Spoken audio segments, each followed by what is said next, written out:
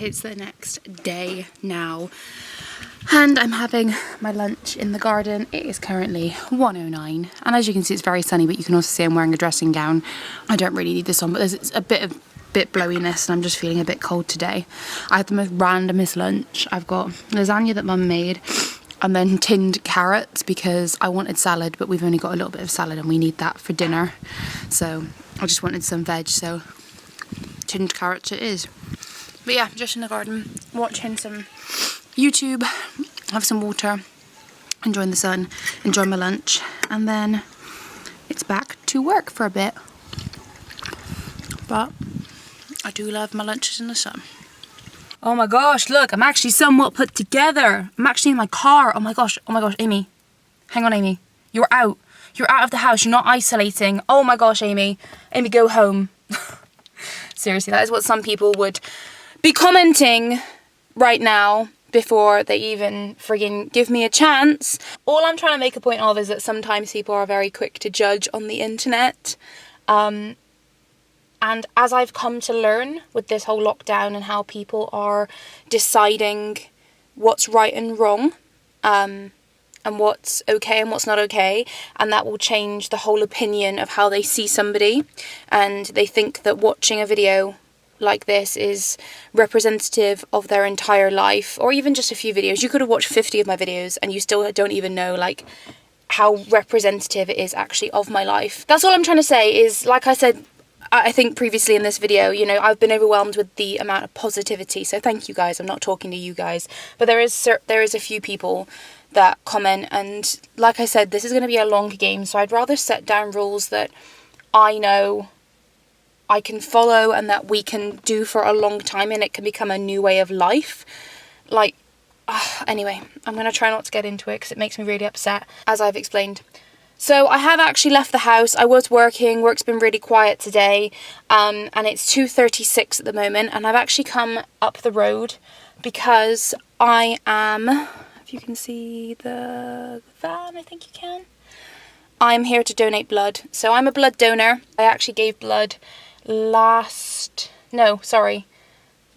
months ago. I can't remember what the duration is, but basically I was due to give blood a couple of weeks ago, and then I ended up having a tooth infection, so I had to cancel my appointment, and I was really upset about it because right now more than ever, and like I know I have key workers that watch me. I know I've had messages from you guys, people who work for the NHS and things like that. Sorry, I'm just trying to, most unflattering angle ever. People who work for the NHS and who are saving lives at the moment,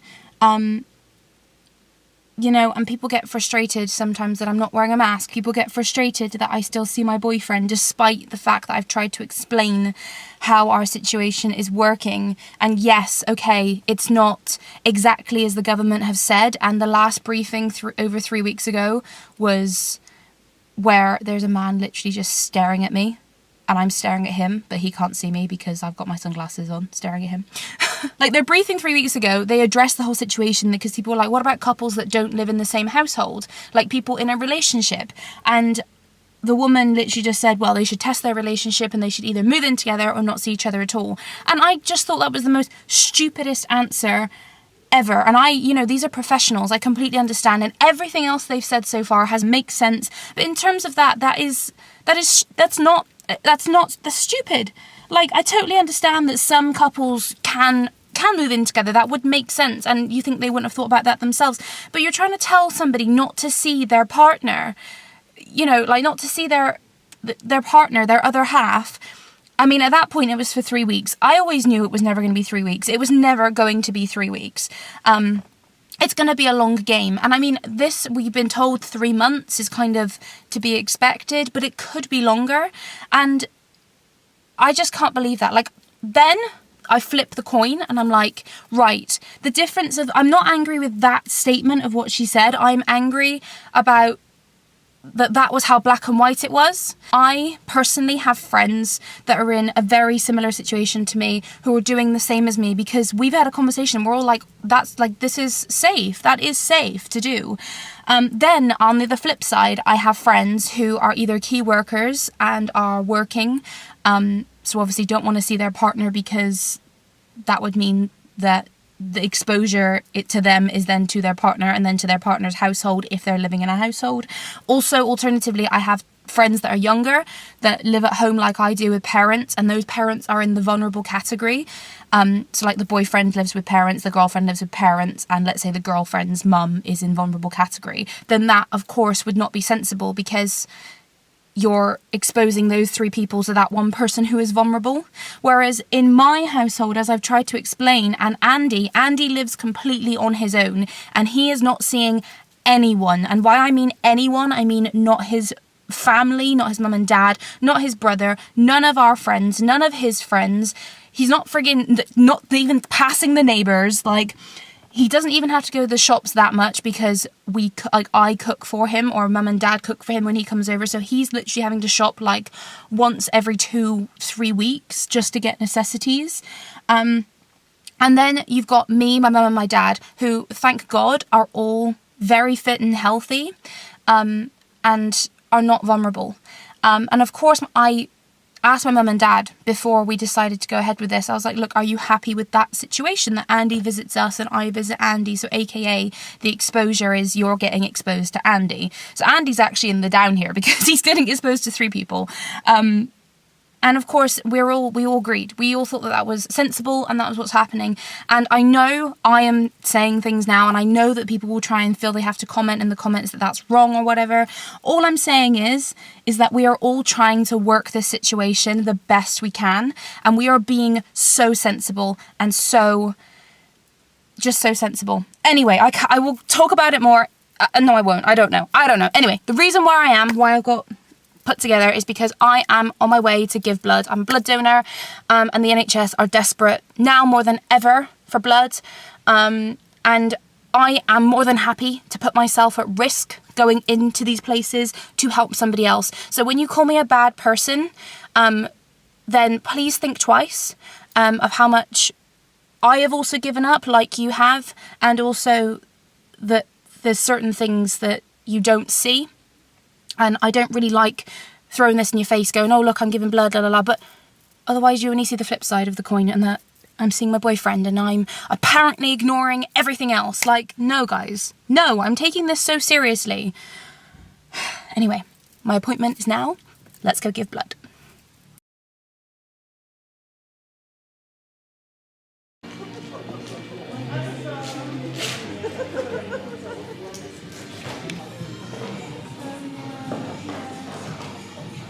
So cool.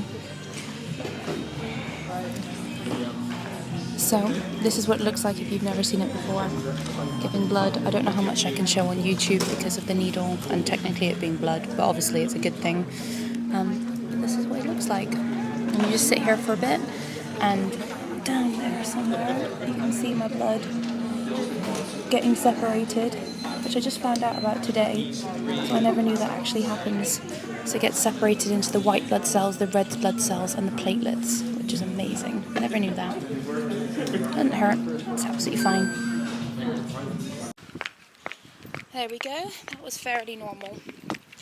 Apart from the lines on the floor where you have to stand, but makes complete sense. But then obviously you're all close to each other when you actually are giving blood, but they're all wearing face masks, so... Yes, feeling good. That was a really quick donation actually. I think I was really trying to tense quite a lot. Because when you're laying in the chair you have to keep yourself tense because you need to keep your blood pumping round you obviously. And the more you keep it pumping round you, the more it will pump out faster. Oh, this car doesn't have anywhere to go. So I'm constantly there like clenching my fist in this arm and then like putting my little legs up and down and clenching my bum and everything. So I was trying to do it. I was doing it quite a lot, and then it was such a quick donation. I was like, oh, we're done, because the little thing goes brum brum brum when you're done. Feeling awesome, feeling great. And guys, I cannot stress to you enough. I wanted to talk to you more in there, but obviously there's people donating around me, so I don't really want to film that. If you're in the UK, actually anywhere, I guess it's international, everywhere needs blood. So no matter where you are in the UK, in the world, you know, give blood. It is, if you're healthy and well and you are able to. I can't stress to you how rewarding it is, and like how how, like, it's not even a burden. Like, it's not a burden, and you potentially save someone's life. And in the UK, it's really cool as well, because you get a text. So when my blood's being used, when my blood's been used even, I'll get a text that comes through. Obviously, they won't tell me what for and who to, because it's confidential. You get a text through that says your blood has just been used in da-da-da-da hospital. So me, my mum and my dad are all blood donors, and it's amazing. Like, you just get different things. So like, it might be like, oh, thank you for donating, your blood has just been used at Bristol Royal Infirmary Hospital. Or it might be like, my dad had a text the other day that was like, thank you for donating, your blood has been used in so-and-so children's hospital somewhere up north. And it's just like, when you get that text through, like, coming here and doing this, like with what's going on or whatever, you know, with the pandemic or without a pandemic, it's such little, it's like half an hour out of your life, and it's just so awesome that you can potentially save someone's life just by doing that, you know. Oh yeah, and they take a prick test, which is why I've got a little thing on my hand, because if you don't have enough iron in your blood, you can't give, because obviously it needs to be healthy blood, and unless you're iron deficient, then you shouldn't be giving anyway. So it's a really cool process. I will leave the link in this video description to sign up to become a blood donor, because I'm so passionate about it. I don't know why it only occurred to me to start doing it this year.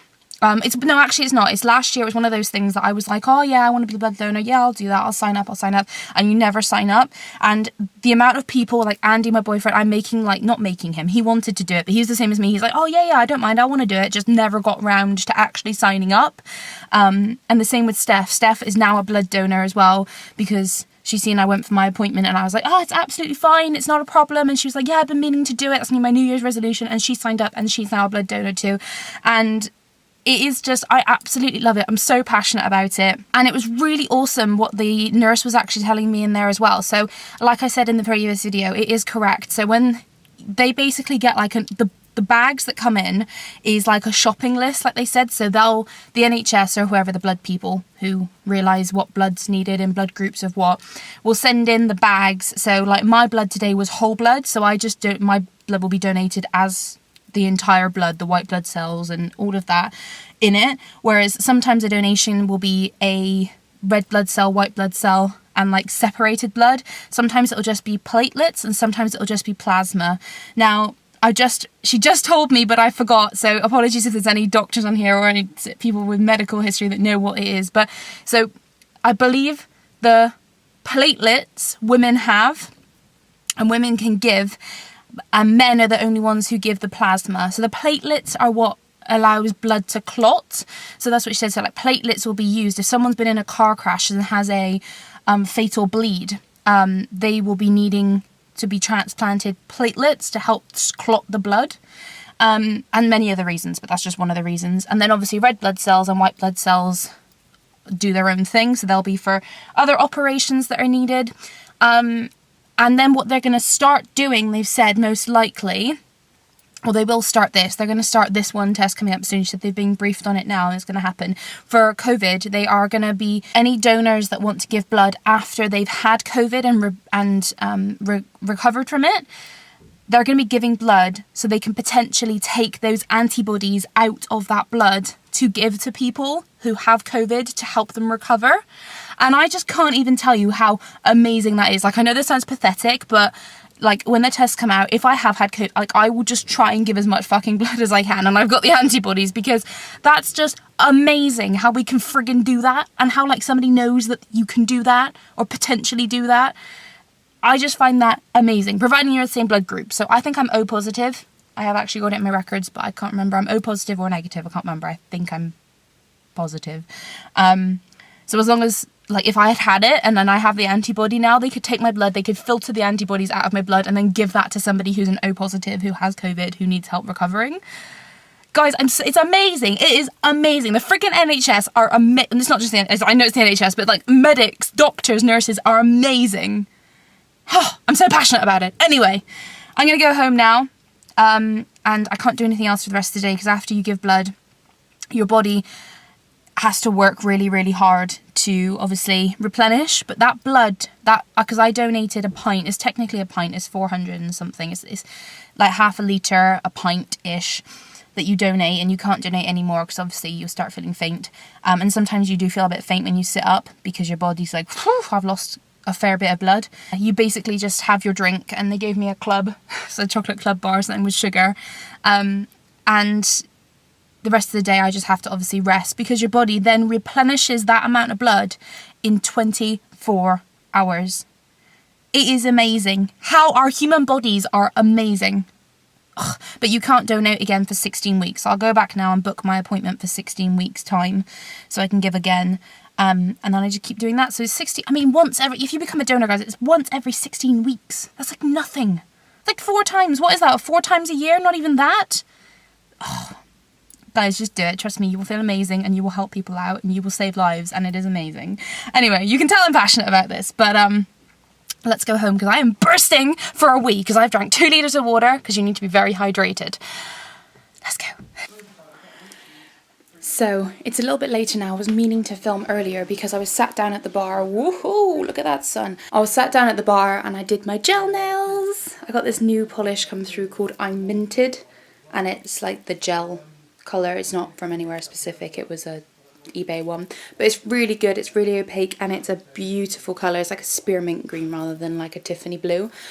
Really nice. Anyway, I started and finally had this little spark of creativity to finally start my scrapbook that I got for Christmas, and I thought if I don't do it now, I'm never going to do it. So I've got that currently going on over here because I pulled out my memory box. I've got a memory box basically where I just chuck loads of different receipts and tickets and things like that, and I've just gone through all of them, and oh my gosh, it's really good. I'm so glad I keep some of these things. Like for example, my $1 bill and my Wrigley filled ticket for when I went to see the Chicago Cubs with Brittany. I've got all my different Bears tickets, my Twickenham ticket to watch the rugby. All of this here is when I actually went to Amsterdam with Andy in October, and I actually got loads of stuff to scrapbook. Like I had it in my mind that I wanted to scrapbook that holiday, so I did it. And then like there's a stamp from when Rain sent me a card, our VIP pass to SeaWorld in Australia, my little seating thing from Rain's wedding. And then I've just found like this picture of me and Andy when we were young, like 4 years ago with our friends, and then like receipts for my fat freezing, the tag, misguided tag from my 21st birthday dress, my first tag from my first Michael Kors purchase. Oh, I keep some funny things, but I'm basically gonna scrapbook them all. We've got some photo paper here. I've been printing out, so I get my photos from free prints. So I've got some pictures in there that I'm obviously gonna scrapbook, but I'm trying to backdate it. So like, here's a ticket from when I flew back from Malaysia to Bristol. A receipt for a place we used to love eating in Malaysia. My old Malaysian ID card, which I can't show you still because I just still got my information on it. And then I just printed out some pictures that I can play around with the scrapbook on.